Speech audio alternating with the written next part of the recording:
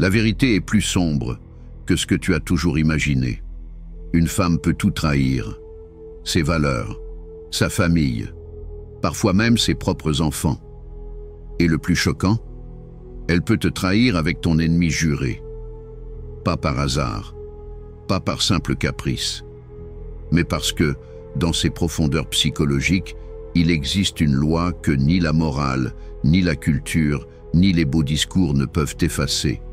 L'instinct de survie et l'attirance pour la puissance. Ce n'est pas de la fiction, c'est de la biologie, c'est de l'histoire. Regarde les guerres de l'Antiquité. Quand une tribu était vaincue, que faisaient les femmes?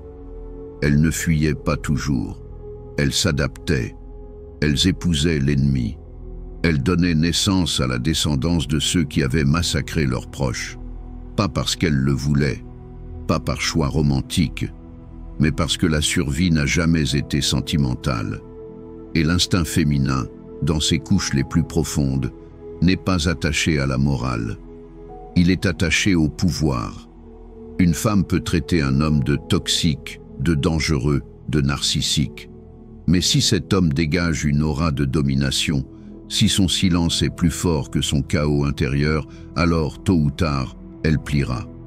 Pas par amour, mais par quelque chose de bien plus mystérieux, de plus viscéral. Quelque chose qu'elle-même ne comprend pas, mais que toi, tu dois comprendre. C'est ce que Freud avait vu. Freud n'essayait pas d'insulter les femmes, il tentait de les décoder. Il avait compris qu'en chaque choix, chaque émotion, chaque séduction, il y avait un conflit intérieur permanent. Ce qu'une femme veut réellement, contre ce qu'on lui a appris à vouloir. Pourquoi est-elle attirée par le danger? Pourquoi s'éloigne-t-elle quand tu lui offres la sécurité? Pourquoi détruit-elle l'homme qui lui apporte la paix, mais s'abandonne à celui qui menace sa santé mentale? Freud appelait ça une structure, pas une confusion. Son ça, son noyau primitif, recherche puissance, protection, plaisir. Il se moque de la morale, de ta gentillesse, de tes promesses. La seule question est, peut-il dominer mon chaos? Son surmoi, la voix de la société, des parents, des jugements, crie que ce désir est honteux, interdit. Et au milieu, son moi essaie de survivre à cette guerre intérieure. C'est pour ça qu'elle souffle le chaud et le froid, qu'elle te veut puis t'attaque, qu'elle semble instable mais garde toujours ton attention. Parce qu'au plus profond de son inconscient, l'amour n'est pas synonyme de paix. L'amour est synonyme de pouvoir. Et si tu ne comprends pas ça, tu interpréteras ses tests comme de l'affection, son silence comme un mystère, sa confusion comme de l'innocence. Tu passeras à côté de la seule vérité qu'elle ne dira jamais à voix haute. Elle ne veut pas seulement se sentir aimée. Elle veut se sentir possédée. Sigmund Freud n'était pas un révolutionnaire au départ. C'était un médecin qui voulait comprendre pourquoi les êtres humains souffrent. Mais plus il plongeait dans l'esprit humain, plus ses découvertes devenaient troublantes. Et quand il posa ses yeux sur le désir féminin, il mit le doigt sur un tabou que personne n'osait affronter. Freud ne se fiait pas aux apparences, pas aux sourires, pas aux manières, même pas aux émotions. Ce qui l'intéressait, c'était l'inconscient. Cette partie de l'esprit qui agit sans logique, désire sans permission et parle sans mots. Et quand il observa les femmes, il découvrit une fracture terrible. Ce qu'elles disaient vouloir n'avait rien à voir avec ce qui les attirait réellement. Elles déclaraient vouloir sécurité, douceur, loyauté. Mais elles abandonnaient les hommes doux et s'obsédaient pour ceux qui les mettaient face à la honte, à la peur ou au désir interdit. Pourquoi? Parce que leurs instincts étaient plus forts que leurs discours. Parce que la culpabilité ne stoppait pas leur schéma. Parce que ce qu'elles rejetaient en public, elles le poursuivaient en secret. Freud appela ça la répression, un mécanisme qui cache la vérité qu'on refuse d'accepter. Et c'est là que naît la trahison. Car une femme ne trompe pas toujours son homme par manque d'amour ou par recherche de nouveautés. Elle peut aller jusqu'à se tourner vers ton ennemi, celui qui veut ta chute, celui qui te hait, non pas parce qu'elle le préfère objectivement, mais parce que son inconscient lui murmure une loi immuable. La survie et la puissance passent avant la loyauté. Dans l'Antiquité, une femme dont le village était conquis savait une chose: rester fidèle à un mari déchu, c'était mourir. Se donner à l'ennemi, c'était survivre. Et cet instinct n'a pas disparu. Il s'est inscrit dans la mémoire biologique et psychologique des femmes. C'est pourquoi, encore aujourd'hui, face à un homme qu'elle perçoit comme faible, une femme peut être tentée de chercher refuge, même dans les bras de son adversaire. Tu penses que c'est de la trahison pure? Oui, mais pour son inconscient, ce n'est pas de la trahison. C'est un ajustement à la puissance perçue. C'est ça la froide réalité. Une femme peut renier tout ce qui faisait son monde si elle croit que l'homme d'en face a la force de maîtriser son chaos. Elle ne l'avouera jamais. Elle dira que c'est immoral, qu'elle déteste ce genre d'homme, qu'elle veut stabilité et paix. Mais observe ses actes. Ils trahissent ses paroles. Car ce qui l'attire au plus profond, ce n'est pas la paix, mais la tempête. Et toi, si tu n'as pas compris ça, tu vivras dans l'illusion. Tu croiras que sa loyauté est garantie par tes promesses, ton amour, ta fidélité, alors qu'en réalité, sa loyauté dépend de la seule question que son inconscient répète sans cesse: est-ce qu'il est plus fort que moi? Est-ce qu'il est plus fort que mes peurs? Et s'il tombe, est-ce que l'ennemi sera plus digne de ma soumission?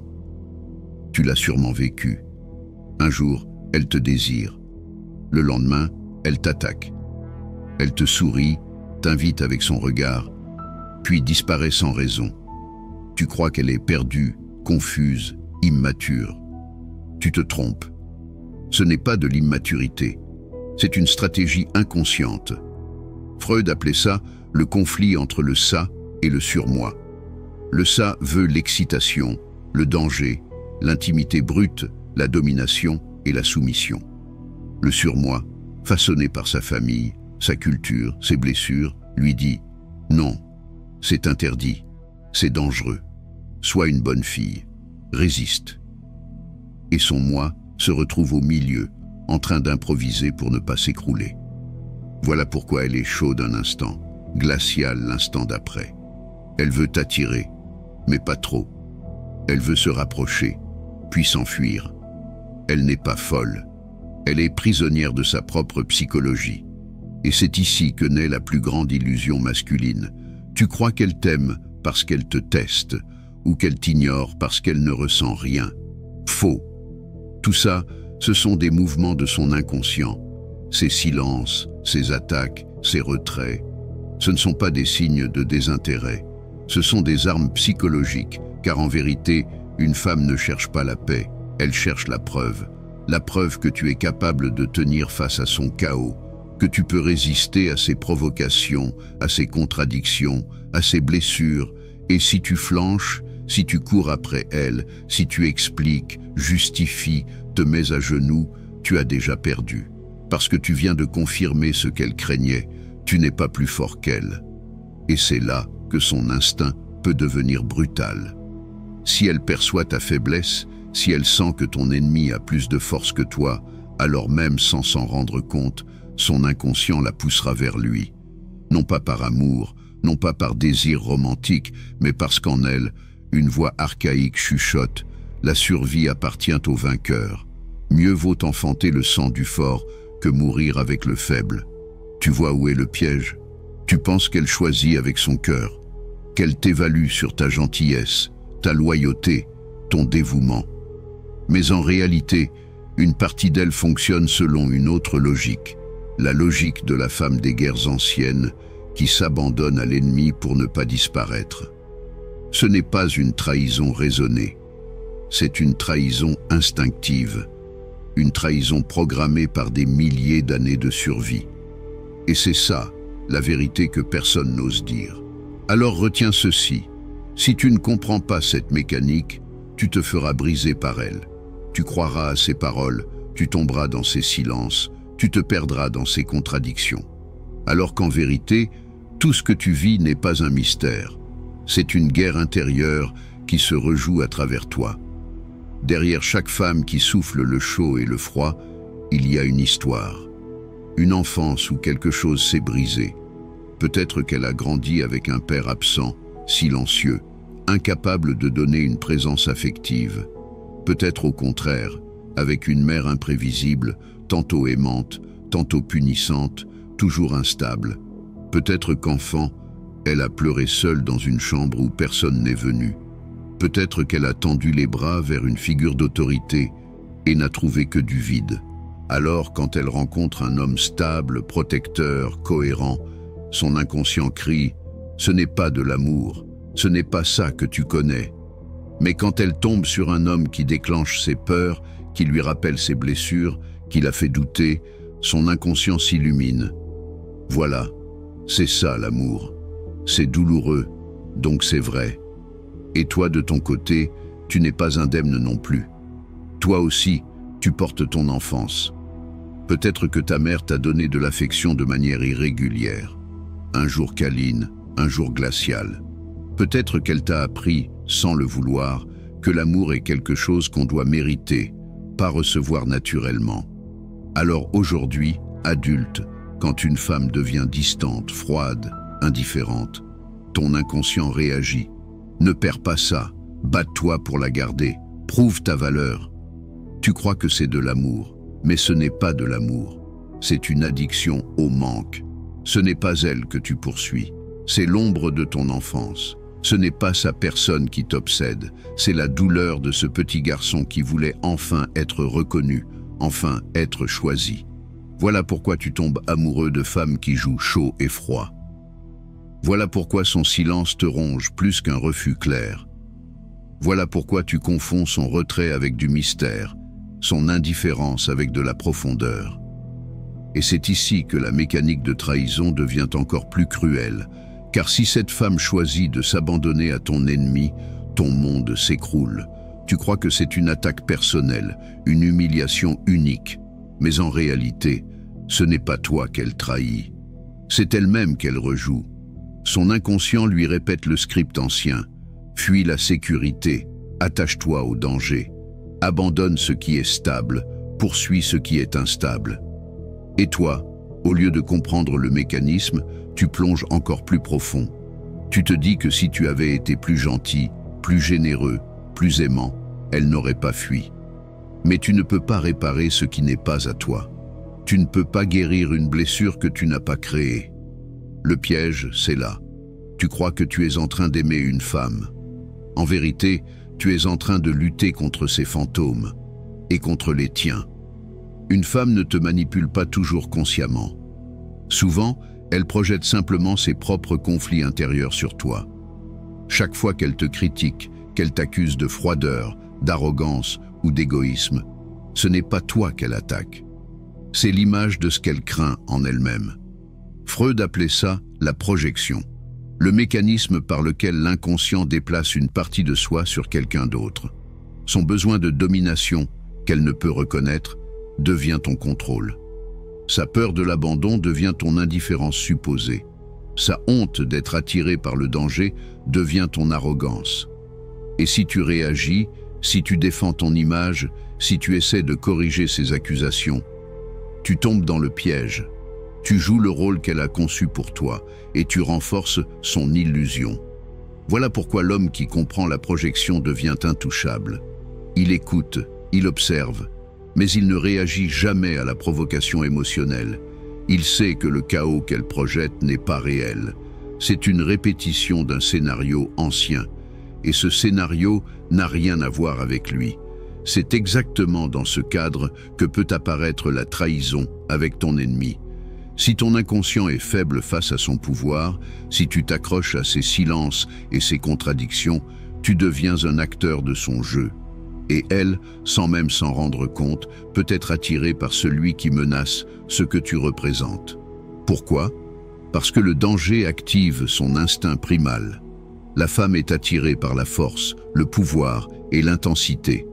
Et dans son inconscient, ton ennemi peut symboliser exactement ça. La tempête capable de dominer le chaos qu'elle porte en elle. Tu penses que c'est de l'amour? Non. C'est biologie, survie et instinct, rien de romantique. Ton ennemi devient une option, non pas par désir conscient, mais parce que, au plus profond, elle cherche le pouvoir et la sécurité dans ce qu'elle croit le plus fort. Freud disait « L'inconscient répète ce qu'il n'a jamais résolu ». Une femme qui trahit ton amour avec ton ennemi ne le fait pas pour te blesser personnellement. Elle rejoue un script vieux de milliers d'années. Abandonner le faible, suivre le fort. Et toi, si tu ne comprends pas cette mécanique, tu tombes dans le piège d'essayer de réparer l'impossible. Alors le vrai pouvoir masculin ne vient pas de séduire ou de posséder une femme. Il vient de reconnaître le script, de rester immobile et de ne pas jouer. Celui qui maîtrise son énergie, qui ne court pas après son attention, qui ne se laisse pas embarquer par le chaos, devient inaccessible aux manipulations et aux trahisons inconscientes. C'est là que ton rôle change. Tu n'es plus un participant dans son théâtre, tu deviens l'observateur immuable. Tu ne la fixes pas, tu ne la poursuis pas. Tu existes avec ton pouvoir, ton calme, ta présence. Et c'est précisément ce qui la déstabilise plus que n'importe quel argument ou confrontation. Le véritable pouvoir masculin ne se mesure pas en conquête, en paroles ou en gestes dramatiques. Il se mesure dans l'immobilité, la présence et le contrôle de soi face au chaos féminin. Chaque fois qu'une femme teste, manipule ou disparaît, elle ne cherche pas à savoir si tu l'aimes. Elle teste si tu peux tenir face à son monde intérieur. Elle veut savoir si ton calme est plus fort que son chaos. Si tu paniques, si tu te défends, si tu expliques tes intentions, tu joues dans son théâtre. Tu deviens un pion dans la réplique qu'elle rejoue depuis l'enfance, depuis l'Antiquité, depuis que l'instinct féminin est programmé pour survivre dans la puissance. Mais si tu restes silencieux et immuable, quelque chose change. Ton silence devient une force magnétique. Il met en lumière la dissonance entre ce qu'elle projette et ce qu'elle ressent réellement. Chaque accusation, chaque retrait, chaque provocation devient inutile. Elle réalise inconsciemment. Tu n'es pas à sa merci. Tu n'es pas manipulable. C'est dans cet espace que le schéma de trahison se désarme. Si elle était attirée par ton ennemi par instinct, par chaos ou par projection, ton immobilité et ton pouvoir intérieur inversent la dynamique. Elle peut ressentir cette gravité masculine qui ne cède pas à ses tests, et c'est là qu'elle commence à respecter le pouvoir plutôt que de chercher à le dominer. Et voici le paradoxe fascinant. Plus tu es calme et confiant, plus son chaos se manifeste. Plus elle tente de te pousser à bout, plus tu restes ancré, plus tu démontres la force qu'elle cherchait inconsciemment. Et chaque retrait, chaque test, chaque manipulation devient un reflet de ses blessures, pas une attaque contre toi. Freud aurait vu ça comme une sublimation, transformer l'instinct chaotique et l'énergie émotionnelle en quelque chose de supérieur, de contrôlé. Et c'est exactement ce que fait l'homme qui comprend la dynamique féminine. Il ne combat pas la tempête, il la transcende. Le silence stratégique n'est pas de l'indifférence. C'est une arme invisible. Chaque mot inutile, chaque tentative de justification, chaque émotion exprimée dans la précipitation lui donne du pouvoir sur toi. Mais ton calme, ta constance, ton refus de jouer selon ses règles te place au-dessus de sa manipulation. Tu deviens immuable et c'est cela qui attire réellement la femme. Pas ta séduction, pas ton charme superficiel, mais ta maîtrise intérieure. Et c'est ici que la trahison avec ton ennemi perd son sens. Parce que, dans ton immobilité et ton pouvoir, tu démontres ce que l'instinct féminin recherche vraiment. La sécurité dans la force, la puissance dans le calme, la domination dans l'absence de peur. L'ennemi, la tentation, le danger, tout cela devient secondaire face à un homme qui sait qui il est, qui n'est pas manipulable et qui refuse de tomber dans les schémas anciens. À ce stade, tu comprends quelque chose de fondamental. Une femme qui manipule, teste ou trahit n'est pas ton ennemi. Elle est un miroir qui reflète tes blessures, tes désirs non guéris et les failles de ton passé. Tu as cru que sa trahison avec ton ennemi était une attaque personnelle. Ce n'est pas le cas. Ce qu'elle projette, ce qu'elle désire, ce qu'elle fuit, tout cela n'a jamais été à propos de toi. C'est à propos de son inconscient, de ses instincts et de tes propres histoires non résolues. Le vrai pouvoir masculin commence quand tu comprends que tu n'as rien à réparer chez elle. Tu n'as pas besoin de combler ses manques. Tu n'as pas à courir après son attention ou son approbation. À partir de ce moment, ton énergie change. Chaque silence devient une arme. Chaque indifférence calculée devient un bouclier. Chaque retrait stratégique devient un acte de pouvoir. Tu cesses d'être acteur dans son théâtre et tu deviens observateur invincible. Et voici le paradoxe ultime. C'est dans ton détachement que son instinct primal commence à respecter ton pouvoir. Si elle était attirée par ton ennemi, c'est parce qu'il représentait le chaos, la force et la domination que tu n'avais pas encore incarné. Mais quand tu t'élèves, que tu te tiens immobile dans ta vérité et ton calme, le même instinct féminin se tourne vers toi. Non pas par peur, non pas par manipulation, mais par reconnaissance inconsciente. Tu incarnes ce qu'elle a cherché toute sa vie, force, stabilité, pouvoir. C'est ici que l'homme cesse de courir après l'amour comme un besoin. Il cesse de confondre désir et validation. Il cesse de tomber dans le piège de l'illusion que sa valeur dépend de la réaction d'une femme. Freud l'aurait compris comme une forme de sublimation ultime, prendre le chaos extérieur et intérieur, le désir, la manipulation, et le transformer en puissance créatrice, en contrôle de soi et en conscience élargie. Tu n'as plus besoin de la réparer, de la convaincre, de la comprendre. Tu deviens l'homme qui ne peut être manipulé, l'homme que ni le chaos, ni la tempête, ni la trahison ne peut atteindre. Et c'est exactement cette force silencieuse qui attire la véritable loyauté et le respect. Chaque femme qui teste, qui disparaît, qui trahit, devient alors un reflet de ton pouvoir intérieur. Son chaos n'est plus une menace, il devient une preuve que tu maîtrises ce que peu d'hommes peuvent maîtriser, toi-même. Le jeu de l'attraction, de la trahison et du pouvoir n'est jamais à propos d'elle. Il est toujours à propos de toi et de ta capacité à rester immuable, calme et maître de ton énergie. Et c'est ici que tout s'arrête. La trahison perd sa force, le chaos perd son pouvoir. Et toi, tu deviens invincible, non pas parce que tu possèdes ou conquiers, mais parce que tu ne joues plus dans le théâtre de ses blessures. Si cette vidéo t'a ouvert les yeux, alors prouve-le. Mets un j'aime. Et si tu as regardé la vidéo jusqu'ici, écris 100% en commentaire pour que je sache que t'es allé jusqu'au bout. Abonne-toi pour ne jamais rater la suite. À la fin, si tu veux soutenir la chaîne, jette un œil au lien dans la description. On se retrouve très vite. Et souviens-toi, le monde appartient à ceux qui osent.